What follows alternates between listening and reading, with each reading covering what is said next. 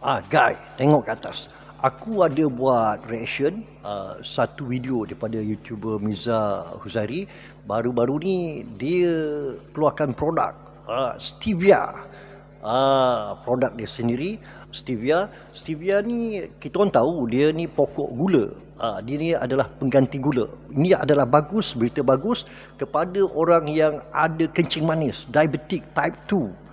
Type 2 tak 1 pun dia orang ni, ataupun yang hypertension, di mana dia musuh utama orang kena diabetik ni adalah gula, sugar. So kehebatan stevia ni, dia kalori dia zero, di mana gula yang kita makan selalu tu kalori dia sangat tinggi. Dia tidak bagus, dia boleh meningkatkan kadar kita punya darah, membahayakan kesihatan kita. Okey guys, kalau korang ada masalah kencing manis semua, korang boleh tekan di bio. Aku dah buat reaction, dia akan terangkan macam mana dia proses stevia. Dah terjual lebih 7,000 botol. Korang boleh tengok ke atas. Okey guys, jaga kesihatan, bye bye. Semoga korang sihat-sihat selalu, bye bye.